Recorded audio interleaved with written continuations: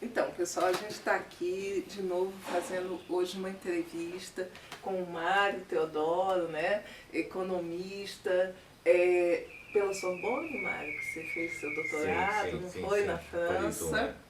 E ele é consultor aposentado do Senado Federal e tem um trabalho muito interessante sobre a negritude, né? A situação do negro, do afrodescendente, mais correto da gente estar falando assim. E a gente vai fazer então uma explanação agora, né? Vai estar refletindo juntos sobre a situação que o afrodescendente está passando ainda hoje, mais de 100 anos depois, né? 131 anos depois da abolição da escravidão no Brasil. A gente, essa semana, o mês da consciência negra, né, novembro, dia 20 de novembro a gente comemora o dia da consciência negra e justamente nessa semana nós tivemos casos muito sérios no Rio. Um jovem foi impedido de sair, um trabalhador foi impedido de sair do shopping Rio Sul, né, porque o segurança achou que ele tinha saído sem pagar a conta e não era ele, foi simplesmente por conta da cor da pele. Um professor em Bauru também nós vimos acontecer, inclusive ele sofreu lesão corporal, né?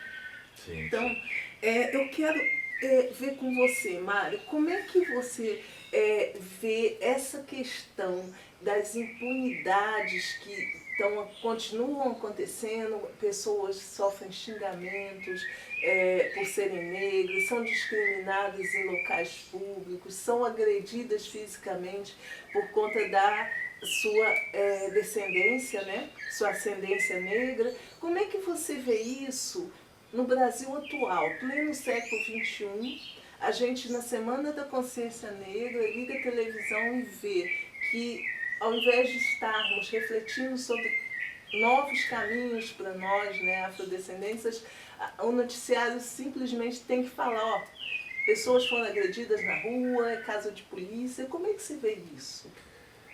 Fátima, bom, primeiro agradecer a oportunidade de estar aqui com vocês. Obrigada, a gente aqui te agradece por estar nos recebendo. Eu acho que tem duas questões aí que estão entrelaçadas agora, nesse momento, que é um passado escravista, né?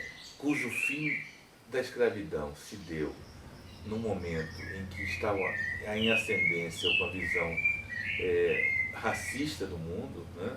A visão eugênica de que as raças eram diferentes, e isso o Brasil incorporou até para sobreviver a uma clivagem racial inexistente mais, ou seja, como acabou a relação senhor-escravo, como fazer para que o Brasil continuasse desigual. Então, a crença na eugenia foi uma coisa muito forte que está até hoje enraizada, né? E o segundo ponto que me parece que converge é a ideia de que o movimento negro ganha protagonismo e há uma reação, né? Uma reação forte de uma sociedade que sempre foi racista, mas nunca precisou falar disso. Nunca houve esse problema de se falar, porque mais ou menos as coisas estavam nos seus lugares. E quando as coisas começam a sair dos seus lugares, há uma reação muito forte. E essa reação é dada pela sociedade racista como um todo. A sociedade é racista. Nós aprendemos o racismo desde da tenra infância em casa e na escola e na literatura. Monteiro Lobato é profundamente racista e vamos dizer assim, é o cabedal maior da literatura infantil brasileira. É complicada essa situação. Muito, muito complicado. Então, tudo isso gera vamos dizer, essa reação, né, ao movimento que está vindo, que está com protagonismo, que está botando as pessoas na rua, as mulheres negras entenderam a beleza do seu cabelo. Eu estou na transição. Isso, então, eu acho que tudo isso incomoda muito uma parcela significativa da sociedade. Além disso, nós temos uma coisa que é a impunidade, né? Os crimes de racismo não estão sendo tipificados como crimes de racismo, não são mais imprescritíveis, não são passíveis de imprescritibilidade e nem são inafiançáveis, né? Quer dizer, se for tipificado como racismo, sim, só que eles colocam como injúria racial, que é uma coisa, dá uma cesta básica, uma coisa desse tipo. Inclusive, dá para você explicar para a gente assim, a diferença do crime de racismo para a injúria racial aqui no Brasil?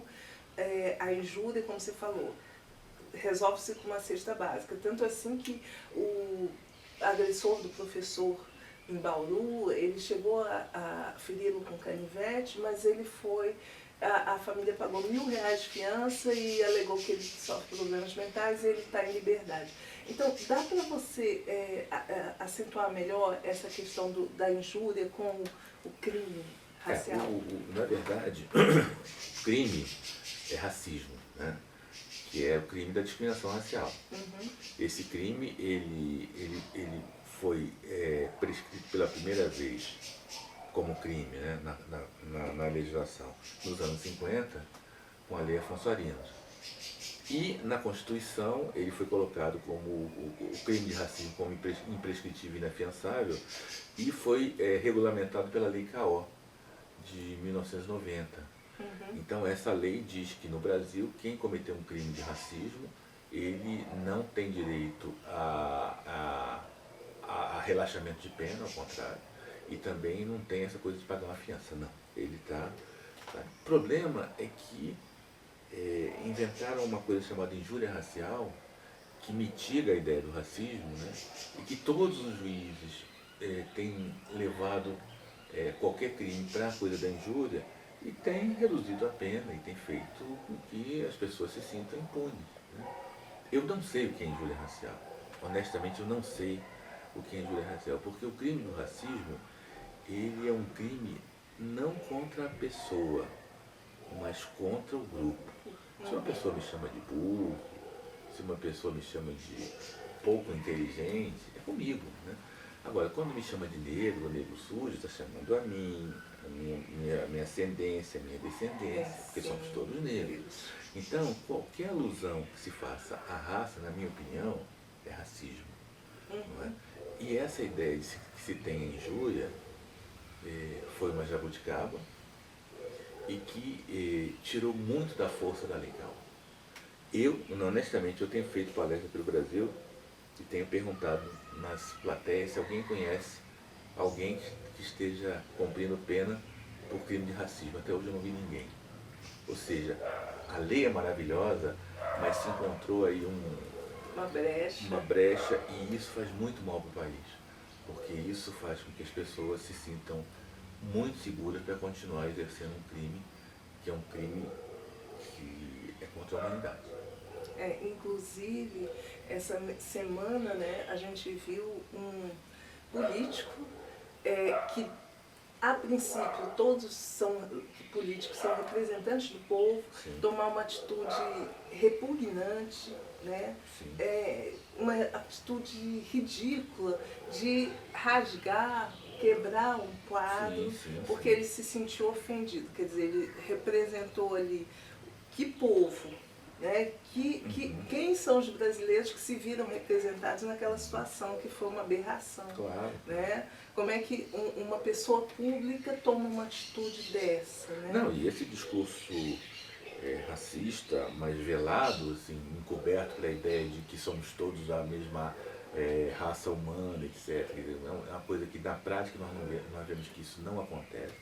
Quando a gente vê as favelas com os negros, quando a gente vê as situações de miserabilidade com a população negra, quando a gente vê que os negros são menos alfabetizados, menos afetos a melhores empregos, então a gente vê que essa história de somos todos uma raça, na prática é uma balela. Mas eles se encobrem num discurso desse, que é um discurso pretensamente universalista, para continuar exercendo um racismo que vem desde a época da escravidão. O Brasil é o país mais desigual do mundo, não é à toa. Nós somos desiguais porque nós achamos natural que alguns grupos, principalmente pessoas negras, possam continuar vivendo em favelas, em lixões, etc. Isso aí é naturalizado por uma visão racista, em que as pessoas se classificam em função da cor da pele. Então, para uns é cidadania plena, para outros qualquer coisa pode, ou tá bom. Então você naturaliza isso e você tem um país que é hoje campeão de desigualdade. Sim, e a questão da violência também. Tudo bem, a função da polícia é guardar a ordem, mas quando se chega atirando em comunidades pobres, quer dizer, qual é a referência? E o que me choca, geralmente os policiais que vão às comunidades pobres, né, fazer seu serviço, são negros também. Na verdade, a gente vive aí uma guerra de negros contra negros, jovens, sem muitas oportunidades, né, histórico, né? Os repressores dos escravos fujões eram os negros, né? Os capitães do mar, que corriam atrás. Essa é a grande tragédia de uma comunidade, de uma sociedade desigual. E não não conhece essa história. Agora, você pode falar para a gente um pouco sobre a figura do zumbi, né? Que é onde hoje a gente tem como herói o negro que lá no século XVII lutou já pela cidadania de todos os negros, igualdade. Você pode falar um pouco sobre ele, o 20 de novembro, né, a morte dele, que a gente tem, né, muita gente ainda não sabe quem foi o Zumbi dos Palmares, esse grande herói. Na verdade, o projeto de Sociedade Palmares é que é a grande diferença, né? É uma sociedade no Nordeste, onde você tinha fazendas com grandes senhores de engenho e seus escravos, e você cria-se um nicho de revoltosos, né, que sobem a serra e que lá montam uma comunidade que durou mais de 100 anos. Né? Zumbi é um dos líderes, mas antes dele antecederam outros líderes. O mais interessante dessa história é que é um tributo à liberdade dos negros. Né? Os escravos, os escravizados, eles eram libertos pelos quilombolas. Né? E com isso os senhores começaram a se incomodar, porque começou a haver uma resistência a uma ordem pré-estabelecida de senhores escravos. E daí é que vem todo o mito de que o quilombo deveria ser combatido. Foi combatido 3 vezes, a terceira vez foi a maior, maior empreendimento militar até então nas Américas, né? Com a chancela da coroa portuguesa, com muitos recursos, com os bandeirantes vindos lá, os caçadores de cabeças negras, né? Mas, enfim, o que ficou na história é o grito pela liberdade. A liberdade que não é a liberdade consentida, né? Nem a liberdade doada por uma pessoa branca, como uma princesa Isabel, os heróis brancos, não. Foi um herói negro, com uma comunidade negra, com pessoas negras e que mostrando que eles podiam sobreviver, que eles tinham essa oportunidade de conhecer a liberdade, Exatamente. A cidadania plena, né? Exatamente. Isso realmente é ímpar, né? Exatamente. Da história. Então eu acho que isso foi, assim, esse resgate da história negra foi muito importante para o movimento, para as pessoas e para a comunidade negra, né? De sair dessa história de que há sempre um salvador branco, sempre uma pessoa branca que vai mexer com a sua história e fazer você se libertar. O grande pai branco não existe. Não existe isso, né? Isso, inclusive, a questão de o salvador da pátria, o libertador, isso diminui muito o papel do negro protagonista, né? Que foi o que o Zumbi, o Ganga Zumba, o Zumbi fizeram, né? Nós podemos, nós vamos atrás da nossa liberdade. Inclusive eu lembro que eu via filmes na minha infância, na minha juventude, que o herói era sempre branco, mesmo na África. Sim. Era ele que dava os caminhos para os negros, como se o negro não pensasse, só pudesse seguir ordens, não pudesse ser protagonista da sua história. Essa é uma ideologia muito forte, né? Uma ideologia europeia de que só os brancos podem ter o controle pleno da história. Na verdade, não é essa. Não é essa. E isso está muito ligado à falta de conhecimento do povo brasileiro, da sua própria história. né? Antes dos portugueses estarem aqui, nós já existíamos como cultura, com os índios, né? Os negros tiveram a sua cultura reprimida, mas é a belíssima cultura que eles trazem para cá, sua religião, né? A questão do candomblé, que eu já vi tantas pessoas falar, é coisa do demônio, a pessoa não conhece a religião, a pessoa não sabe do que se trata, mas por ser uma religião de negros, ela já fala, aí, o candomblé é coisa do demônio, o umbanda é coisa do demônio, as pessoas, isso eu fiz até um vídeo sobre isso, né, que eu falava justamente, gente, vamos refletir, vamos conhecer primeiro, para depois julgar, ou dizer não gosto ou gosto, é interessante ou não, porque quando eu tive contato com colegas de trabalho que seguiam candomblé, eu fiquei encantada, né, com a tradição que eles mantêm, de tantos mil anos atrás, a cultura iorubá, gente, é uma coisa fantástica. Sim, não, e outra coisa, né, essa ideia de se medir uma religião com a fita métrica da outra, no candomblé, esse conceito de bom, mal, inferno, céu, é muito relativizado, né? As coisas não são dessa forma como a gente tenta medir, de taxar uma entidade como diabo ou coisa parecida. Não, as coisas não funcionam dessa forma. Além disso, uma casa de santo é, na verdade, um local comunitário. Né? Não é como uma igreja que você vai lá só rezar. É uma comunidade que tá colocada, que as pessoas convivem, comem,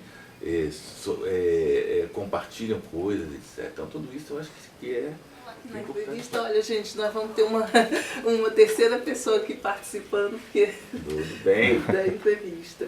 E Mário, você pode comentar um pouco para a gente a questão de cotas? Porque eu acho importante dentro da nossa sociedade que existam essas cotas. Eu, você, amigos nossos negros que estudaram na UNB ou em alguma universidade fora de Brasília, federal, que não passamos pelo sistema de cotas, eu pelo menos percebia muito uma solidão. Eu vi no meu curso de História nos anos 80, eu e um outro colega negro.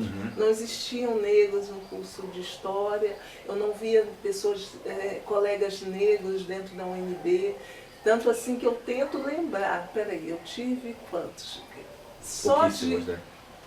Tentar parar para tentar lembrar significa que não tinha muitos. Como é que você...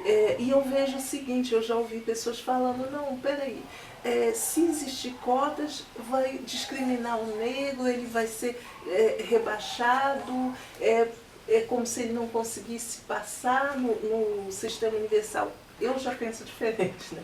Eu penso justamente que é necessário que existam cotas para... não só nas universidades, como agora no serviço público, né? Os concursos públicos reservam 20% de suas vagas para afrodescendentes. Como é que você vê essa questão das cotas? Não, eu vejo a cota como algo extremamente necessário para você acabar com o grande problema do preconceito. Né? O preconceito racial, ele não é como a discriminação, que é uma coisa explícita e que você pode combater a discriminação com leis, desde que você não mitigue as leis com a injúria. Mas o preconceito não tem rosto. Né? O preconceito você só vê o resultado, ou seja, o resultado é o Brasil de hoje. Quantos generais negros nós temos? Né? Boa pergunta. Quantos advogados de top de linha, esses de grandes causas nós temos? Quantos juízes, quantos desembargadores, né? Quantos bispos? Enfim, você vai ver que o resultado é que a porta se fecha para essa população negra. Mas você não é por causa de uma pessoa, como você faz no crime de discriminação, que você sabe que vai ser pessoa xingosa de negro. Então, ao preconceito, que é alguma coisa mais velada, você tem que combater. Por discriminação, você pode até falar, é um problema da pessoa, embora eu acho que a gente sabe que não é só. Mas o preconceito é um problema da sociedade. A sociedade que está, vamos dizer assim, entre muitas aspas, doente. E você tem que combater essa doença com algum tipo de remédio. O grande remédio para combater o preconceito são as ações afirmativas.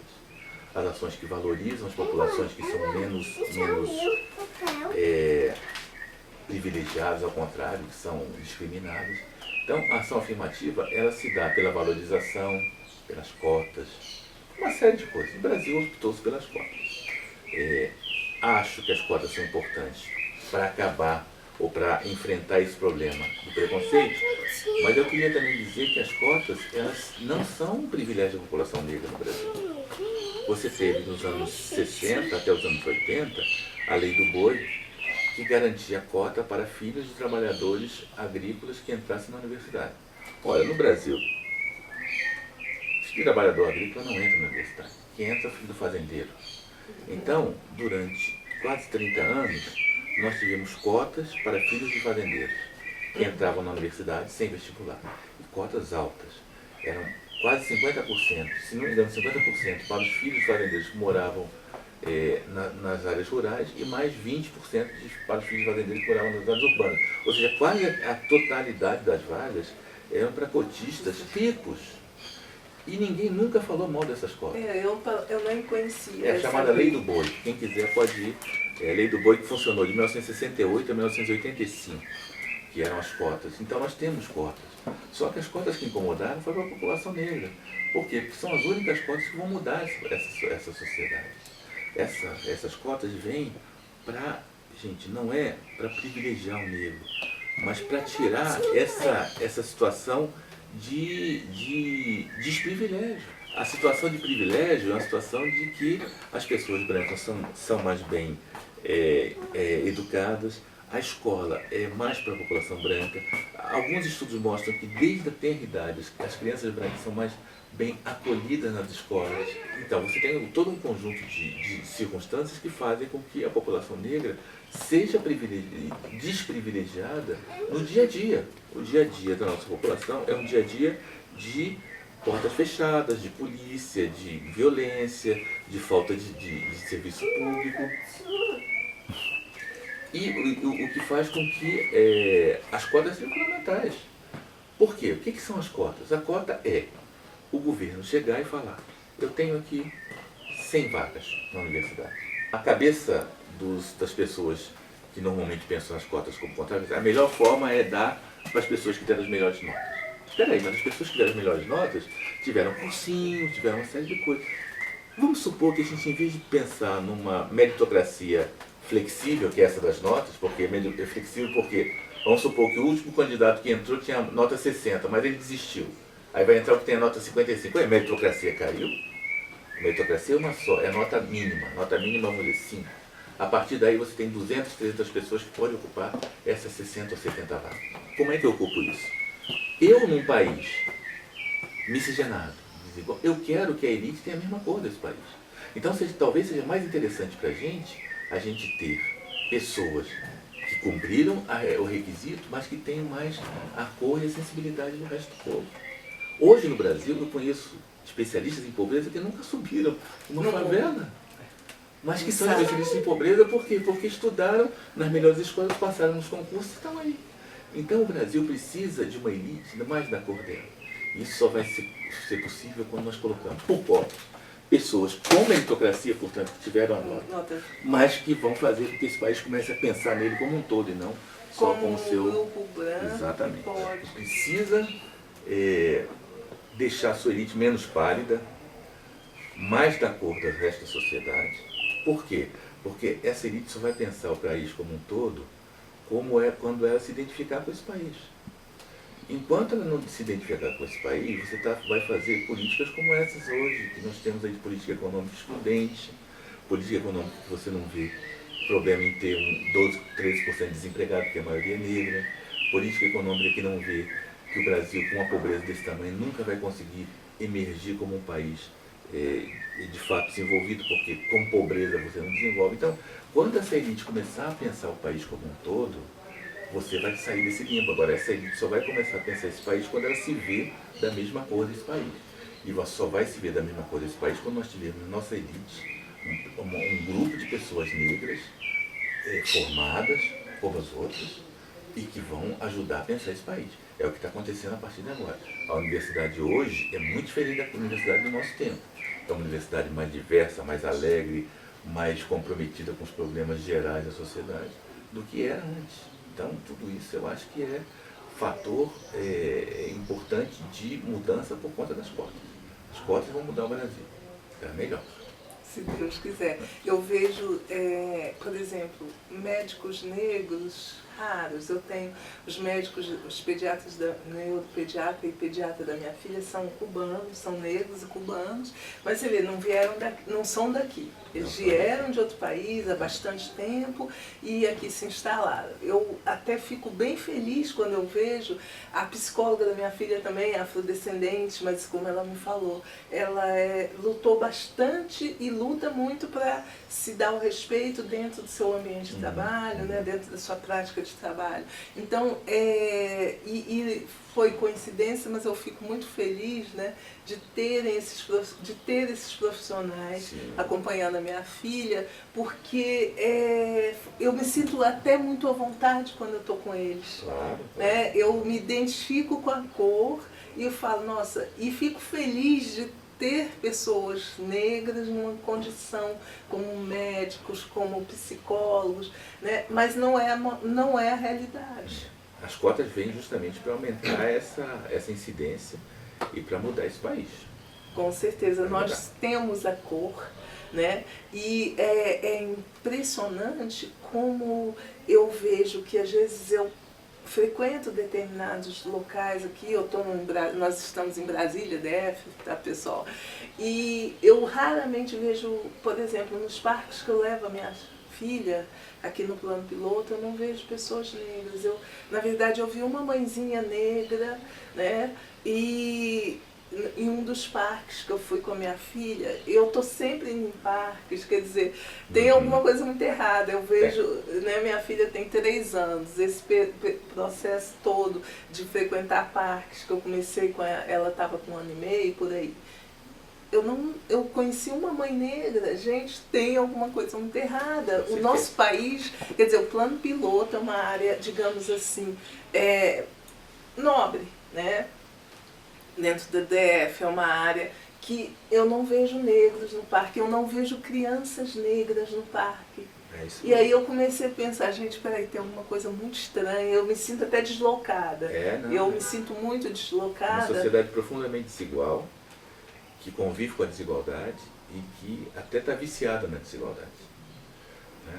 As coisas no Brasil, elas sempre acontecem para 2 grupos diferentes. Você tem um SUS para o grupo pobre, você tem os hospitais de referência para os grupos mais privilegiados, você tem escolas de baixa qualidade para a população baixa, e escolas de alta qualidade, enfim, você vai ter uma sociedade. E as cotas vêm quebrar isso. As cotas vêm quebrar completamente isso. O sujeito pode ter saído de uma escola não tão boa, né? Mas ele vai ganhar reforço, ele vai, na universidade já tem programa de reforço para cotistas. Para aqui, gente, ninguém vai sair por cotas. Ninguém sai por cotas. Você pode entrar por cotas, mas para sair da universidade você tem que cumprir todos os requisitos. Então, essa história de que, o cotista, outro dia eu ouvi falar, se o médico for cotista eu não sou atendido. Isso é um racismo da pior qualidade. Violento, né? É como se ele não tivesse capacidade, como se ele não tivesse, se ele tivesse entrado de favor, ficado feito o curso todo de favor, e não é. A pessoa tem que mostrar a capacidade lá para se formar. Isso é uma verdade. Não existe a possibilidade do profissional ser ruim porque eles estão pelo sistema sistema de cotas. Até porque na universidade ainda existem muitos professores muito críticos aos cotistas e às cotas, que fazem, que tem uma postura muito dura com os cotistas. E os cotistas têm passado e têm ultrapassado essas barreiras também com muito vigor. Nossa, no mundo acadêmico uma atitude dessa é chocante, né? Infelizmente, ainda acontece. Pois é. E, Mário, você pode falar um pouco da sua experiência com os quilombos aqui próximos ao DF? Eu tive a honra de participar como relator do trabalho da Comissão da Verdade sobre a Escravidão Negra no DF. Foi um grupo multidisciplinar, inclusive com participação de quilombolas, inicialmente ligados ao OAB, mas na sequência nos desligamos do OAB e fomos para o Sindicato dos Bancários, onde a gente foi recebido lá pelo presidente Eduardo Araújo, de uma forma magnífica, e ele deu todo o apoio. Nós visitamos cerca de 20 comunidades no entorno do DF. Nós fizemos assim um raio de 300 quilômetros e visitamos 20 comunidades, bom, 20, 21, não me lembro o número exato. E foi muito interessante, porque nós vimos a história, né? O DF, na verdade, é uma terra de quilombo. Nossa, interessante. Né? É incrível isso. Mas com expulsões, com tudo que você possa pensar que aconteceu com essa gente, com essas comunidades. Os próprios habitantes de Mesquita hoje, Mesquita, uma parte de Mesquita, fica ainda dentro do DF, do quilombo, mas é uma comunidade que está sendo fatiada, a terra fatiada por empreendimentos imobiliários, né?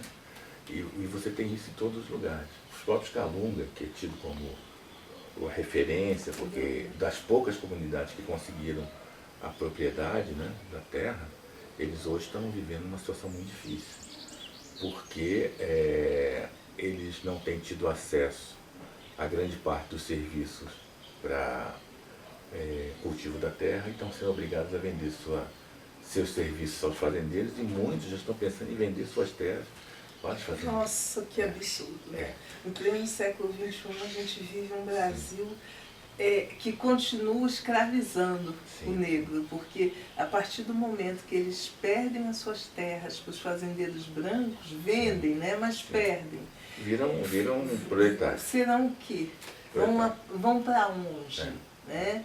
É muito cruel essa situação, quer dizer, a gente pensa, século XXI, falamos sobre a questão do negro e temos comunidades quilombolas que estão lutando aí para continuar no seu espaço, porque e tem outra coisa, a partir do momento que eles saírem, eles não têm nem espaço na cidade, né? E se perde toda a cultura, perde principalmente a sua sobrevivência. Da terra eles tiram a sua sobrevivência. Os quilombos, na verdade, assim, quando se aprovou na Constituição, né, que as comunidades remanescentes de quilombos teriam direito a viver em suas terras, de origem, etc., o constituinte originário lá, ele seguramente tinha pensado que ia ter umas 10, 15 comunidades dessas em todo o Brasil. Hoje são quase 6 mil reconhecidas pela CONAC, que é a Confederação Nacional dos Povos de Quilombo, mas a própria Fundação Palmares já certificou 3.300, 3.400 comunidades. Desse total, só 180, 190 tem a propriedade da terra. O resto é ilegal, está assediado por grileiros, poceiros, etc. Então é uma situação muito difícil e que vai precisar de contar com o apoio do governo federal, embora esse governo que esteja aí hoje sinalize o contrário. Mas, de toda maneira, são comunidades, a gente teve a oportunidade de ver, são comunidades com um vínculo cultural muito grande, com um vínculo de pertencimento muito grande, com uma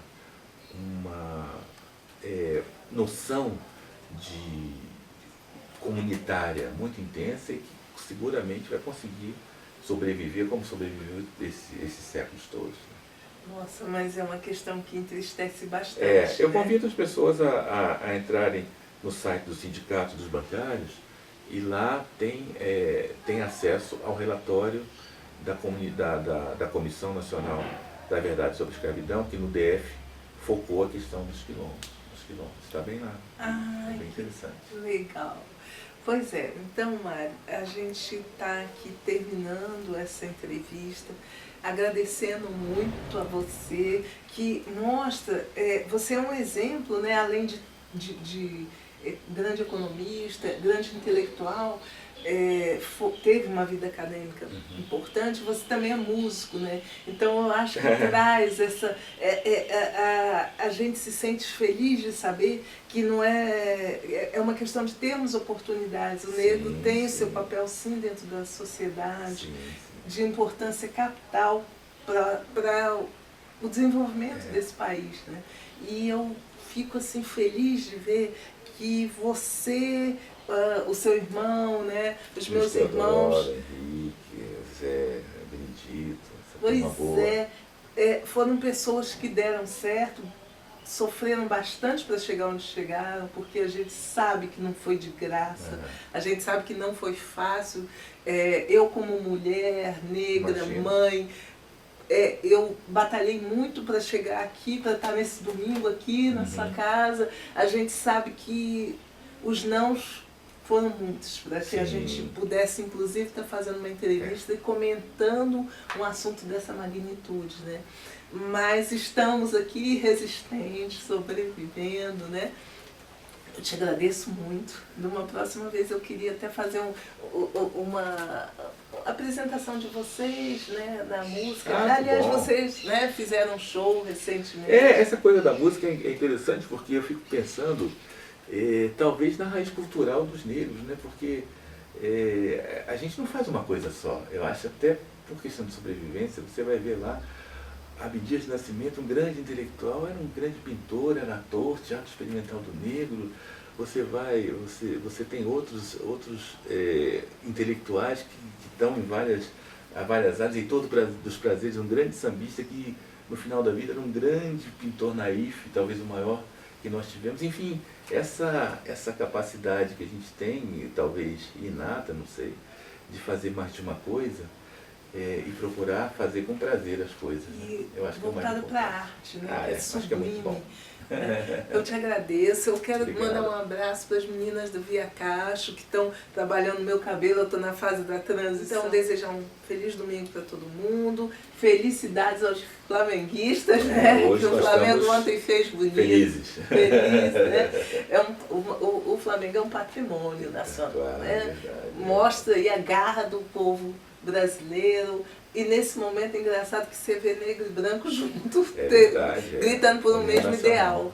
Que um dia isso seja para um país melhor, né? Um Brasil melhor. Obrigada, Mário. Tudo de bom. Obrigado. Obrigada, gente.